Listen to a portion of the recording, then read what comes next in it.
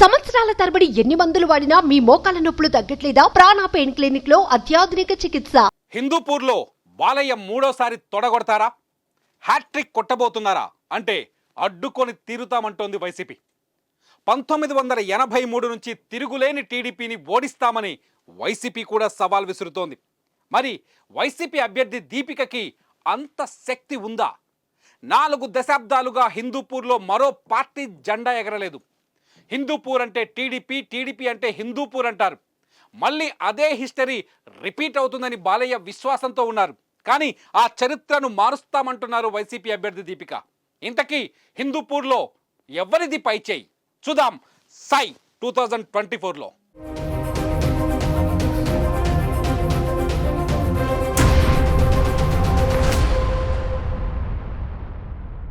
ఇప్పటికి అందుతున్న సమాచారం ప్రకారం హిందూపూర్లో 2,42,070 కోట్లున్నాయి. అందులో పురుషులు 1,22,330 మంది అయితే మహిళా ఓటర్లు 1,19,720 మంది. ట్రాన్స్జెండర్స్ ఇక్కడ 21గా కనిపిస్తున్నారు. కురుబ సామాజిక వర్గానికి చెందిన ఓటర్లు ఈ నియోజకవర్గంలో ఎక్కువగా ప్రభావం చూపించే అవకాశం ఉంది. అందుకే వైసీపీ ఈసారి కురుబ సామాజిక వర్గానికి చెందిన తిప్పేగౌడ నారాయణ్ దీపికను ఎన్నికల బరిలోకి దించింది. బీసీ వర్గానికి చెందిన దీపిక వైసీపీ నేత వేణుగోపాల్ రెడ్డి సతీమణి.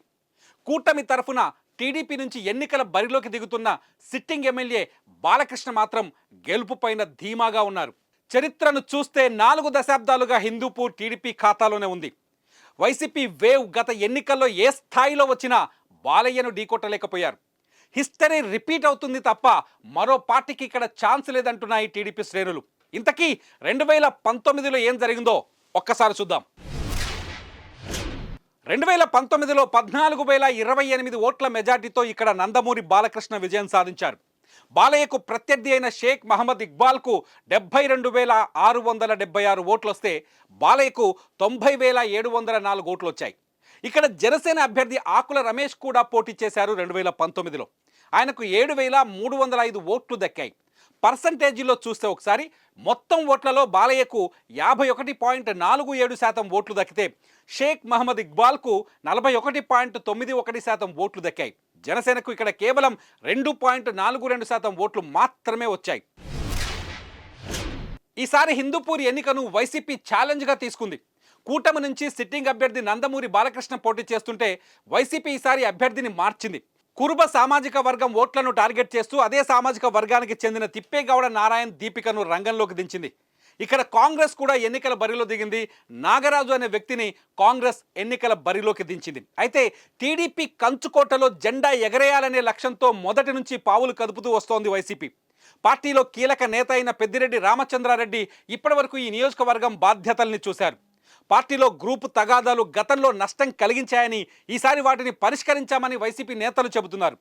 ఎలాగైనా బాలయ్యపై విజయం సాధిస్తామని వైసీపీ నేతలు అంటున్నారు. బాలయ్య మాత్రం చరిత్రను సృష్టించేది మేమే, చరిత్రను తిరగ రాసేది మేమే అన్నట్టుగా ఉన్నారు. సుధాం 40 ఏళ్ల హిస్టరీని రిపీట్ చేస్తూ వస్తున్న టీడీపీ ఈసారి కూడా మళ్ళీ జెండా ఎగరేయబోతోందా? బాలయ్య హ్యాట్రిక్ కొడతారా, లేదంటే బాలయ్యను దీపిక ఢీ కొడతారా అన్నది ఇప్పుడు హిందూపూర్ ఓటర్ల చేతుల్లో ఉంది. రిజల్ట్ ఎలా ఉంటుందో చూద్దాం. సై 2024లో మరో నియోజకవర్గంతో మళ్ళీ కలుద్దాం. సుమన్ టీవీలో మీ పర్సనల్ అండ్ బిజినెస్ ప్రమోషన్స్ కోసం కింది నెంబర్కి కాంటాక్ట్ చేయండి.